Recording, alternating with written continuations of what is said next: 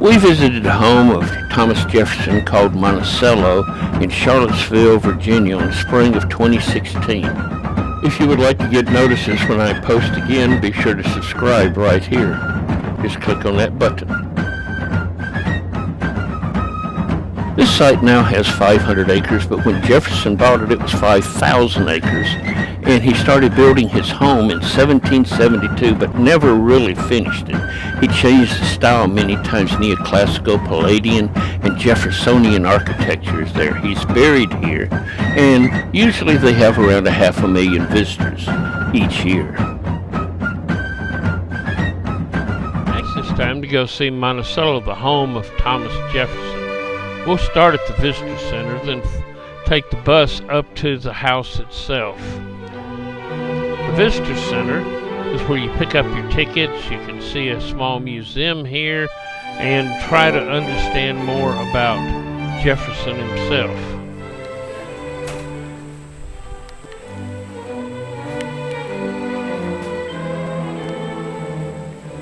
At the Visitor Center, we'll pick up a bus and go to the house where we'll see the South Dependency, go out on the lawn and look at the house, see Mulberry Row and the garden there. Then we will go behind the house and inside to see the house itself. It's built on a small hill called Monticello, and as you can see, it's U-shaped. The U-shape is made up of two dependencies where they had workshops and other things. They were underground if you were standing on the front yard, so you really couldn't see them. And this is where many of the slaves worked. Let's take a look around, the one to the south. The upper level here that you see is actually at ground level if you were standing in the front yard, and as you can see, the covered areas as you walk down the various rooms would help the workers to stay out of the weather. Connecting the two dependencies underneath the house is the passageway, and it allowed workers to go from one side to the other, or to even go underneath the house and to access it there. I'll wait for him and I'll send him. Which way are you going to go? First we'll look at the kitchen area. It is highly innovative with many ideas brought back from Europe. Edith Fawcett was the head cook and was trained in the French culinary arts, and it had many different innovations here that allowed them to cook in a variety of ways. Most of the food was raised in the kitchen garden down the hill from here, and they had places for cooking meat and for breads, and also they had what they called a stew oven. As you can see here, pots would be put here and temperatures can be individually controlled. This was a very busy place within the house. And the cook was such an important position that she had her own room.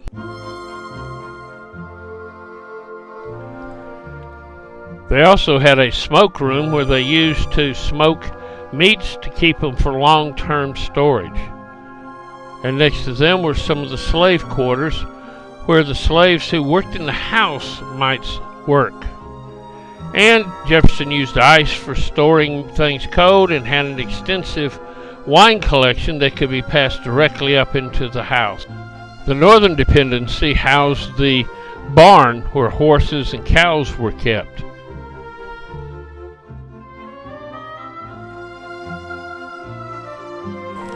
Now it's time to move out in the front yard and to see the house as Jefferson had intended for it to be seen, with the underground dependencies on each side.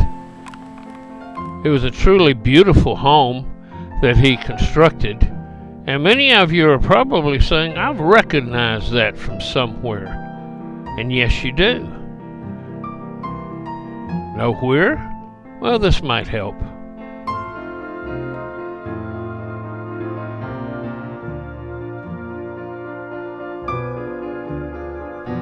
And now it's time to look down Mulberry Road, which would have been lined by slaves' quarters and skilled artisan shops that they would have been making whatever they need at the plantation.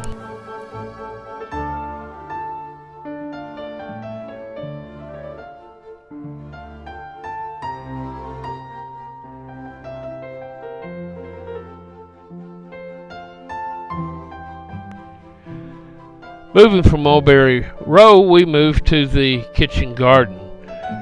Jefferson loved to experiment with vegetables and other plants to eat. He grew 333 different varieties of herbs and vegetables and fruits. In fact, many of them were first grown here in the United States, having been brought in from overseas.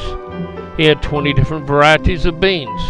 And then moving on down a little bit further, we come to the orchard, which has 38 different types of fruit. And the deer still like to spend time here.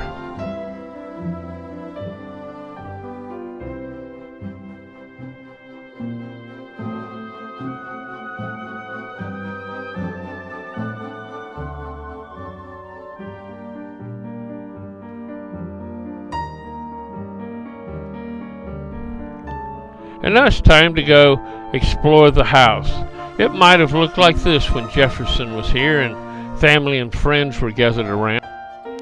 It took Jefferson 39 years to complete this house that he started in 1770 because he kept changing the plans. The original plans called for an 8-room house with gabled roofs, and it looked something like this.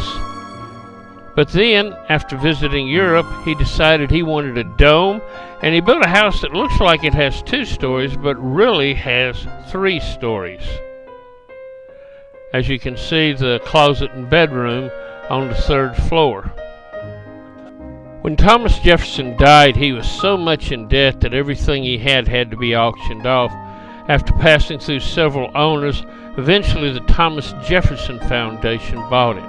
The lower floor is workspace for servants and slaves and connects with the central passage to both of the wings. The first floor, the green areas were public areas. The purple areas were special guests stayed. The pink area was where the family sitting room would be, and all of the blue area to the right was specifically for Jefferson, and nobody came unless invited. Second floor is made up of mainly bedrooms, and then the 3rd floor is where the dome is and more family bedrooms. We will be now looking around the house for about 45 minutes. Our guide will be Linda Scandor, and we will start where everybody would have started who came to visit Jefferson, the entrance hall. It was designed to be a museum so people could see the fantastic things that he had in his collection and had gathered over the years.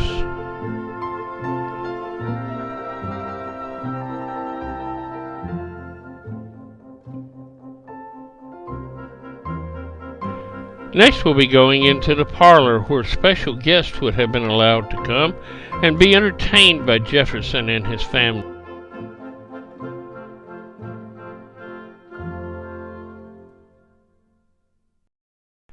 This parlor would have been a very busy place for the Jefferson family. Next we come to the dining room where meals were served at 8 a.m. and 4 p.m. and it was highly innovative. On each side of the fireplace they had places where wine bottles could be brought up from below to give to the people. Also he had a special door made so he didn't have to see his servants. They could just put the food on this and rotate it into the room. Next we come to the tea room as we continue to explore the house. This is where small family meals would be served. And on around we come to Madison's room. This is where James and Dolly Madison usually slept when they came, which was quite regularly. Next on around is another special room called the Abbé Correa's room, and this was a Portuguese naturalist who came to visit often. And now we come to Jefferson's home itself and where he would spend his time. In the book room he had his thousands of books, many of which he sold to the Library of Congress when they lost all their books in the War of 1812. Next we come to the room called the cabinet, or we'd probably call it an office.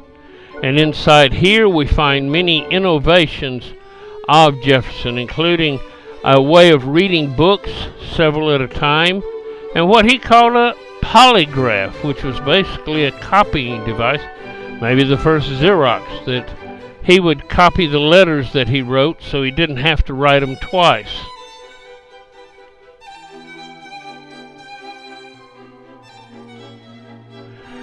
Jefferson had his bed in the wall between the office and the bedroom so he could get up on either side if he needed to.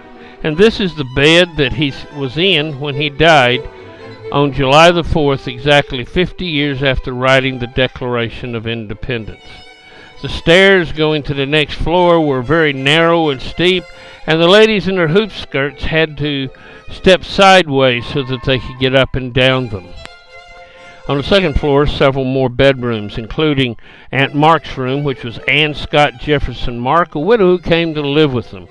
Also, we have Martha Jefferson Randolph's room. This was Jefferson's oldest daughter who came to live with him after his wife's death. They also had a nursery here, as he was a very devoted grandfather. Moving to the third floor, we have the cootie out front, and you see the room here, window to the very far left. This is what it would look out to the front of the house.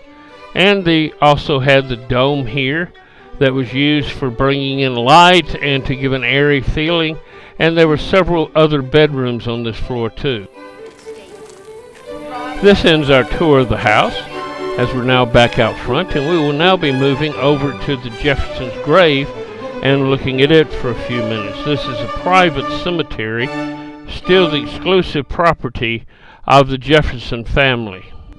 Per Jefferson's direct instructions, they wrote on his gravestone the three things he was most proud of. Here was buried Thomas Jefferson, author of the Declaration of American Independence, of the Statue of Virginia for Religious Freedom, and father of the University of Virginia. The crest still marks the fact that this is a Thomas Jefferson descendants graveyard, and people are still buried here. Then, on July the 4th, 1826, Thomas Jefferson and Samuel Adams both died within 4 hours of each other. This ends this video.